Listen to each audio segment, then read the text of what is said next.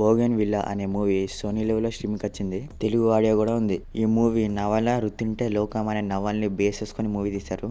ఇక ఆ మూవీ చూసాక నాకైతే జస్ట్ పర్లేదు అనిపించింది. Average watch. బోగన్ విల్లా అంటే ఆంగ్లంలో ఫ్లవర్స్ అని అర్థం. దానికి మీనింగ్ బ్యూటీ, ప్యాషన్, ఎంతజియాజం ఇవి వస్తాయి. ఈ బోగిన్ విలియా అనే టైటిల్ ఎందుకు పెట్టారంటే మీకు సెకండ్ హాఫ్లో ఒక ఫ్లాష్ బ్యాక్ ఉంటుంది, అక్కడ అర్థమవుద్ది. ఇంకా క్లైమాక్స్లో అయితే క్లియర్గా అర్థమవుద్ది. ఇంకా ప్లాట్ ఏంటంటే ఒక ఫ్యామిలీ, అందులో రెట్రోగేట్ అమ్నేషియా అనే డిజార్డర్తో బాధపడుతున్న వైఫ్. ఆ డిజార్డర్ సిమ్టమ్స్ ఏంటంటే ఏది సరిగా గుర్తుండదు, రియలా కాదా అని.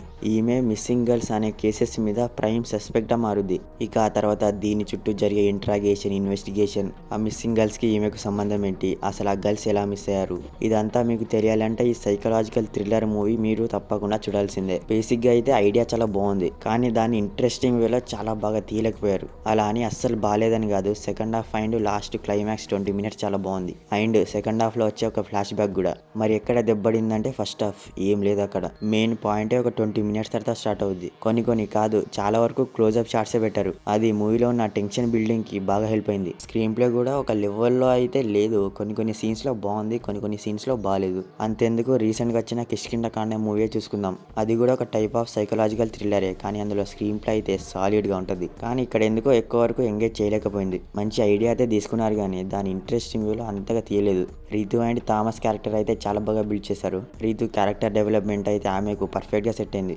ఇక్కడ థామస్ క్యారెక్టర్ కూడా అదిరిపోద్ది, ఎక్కువ చెప్పకూడదు. స్క్రీన్ ప్లే అయితే కొన్ని సీన్స్ లో అయితే చాలా బాగుంది. ఐ మీన్ సైకలాజికల్ థ్రిల్లర్ కాబట్టి స్క్రీన్ ప్లే చాలా వరకు ఎంగేజ్ చేసింది. ముఖ్యంగా సెకండ్ హాఫ్ లో స్టోరీ అయితే కొంత ప్రెడిక్టబుల్ గానే అనిపించింది నాకు అక్కడక్కడ. మళ్ళీ సెకండ్ హాఫ్ లో బాగుంది. ఆ మిస్సింగ్ గర్ల్స్ అనే పాయింట్ మీద దాని చుట్టూ రన్ అయ్యే ఇంట్రాగేషన్, ఇన్వెస్టిగేషన్ చాలా వరకు ఎంగేజ్ చేసింది. యాక్చువల్గా చెప్పాలంటే యాక్చువల్ పాయింట్ మీద రన్ అయ్యే స్టోరీ మొత్తం సెకండ్ హాఫ్ లోనే ఉంటుంది.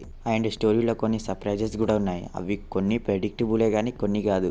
నాకైతే లాస్ట్ 10 to 20 minutes అయితే రసవత్తంగా అనిపించింది. అంటే ఇంతవరకు జరిగింది క్లైమాక్స్ లో పే ఆఫ్ ఇవ్వడం చాలా బాగుంది. కానీ ఫస్ట్ హాఫ్ లో చాలా వరకు లాగ్ అనిపించింది నాకైతే. ఫస్ట్ హాఫ్ లో కూడా ఇక ఇక్కడ నుంచి అసలైన మూవీ స్టార్ట్ అవుద్దేమో అనుకుంటే మళ్ళీ స్లో అవుద్ది. ఇక్కడ చెప్పాలంటే ఫాదర్ క్యారెక్టర్ కి అసలు స్కోపే లేదు. నేనేదో ఇంట్రెస్టింగ్ గా ఉంటదేమో అనుకుంటే క్యారెక్టర్ ఏం లేదు అక్కడ. ఆ రోల్ ఆయన చేయాల్సిన అవసరమే లేదు, ఎవరైనా చేయొచ్చు. ఐ మీన్ ఫాదరే చేయాల్సిన రోల్ అయితే అస్సలు కాదు అది. పర్ఫార్మెన్స్ విషయానికి వస్తే జ్యోతిర్ మయి అండ్ కుంచాకు బాబన్ వీళ్ళిద్దరు చాలా బాగా చేశారు.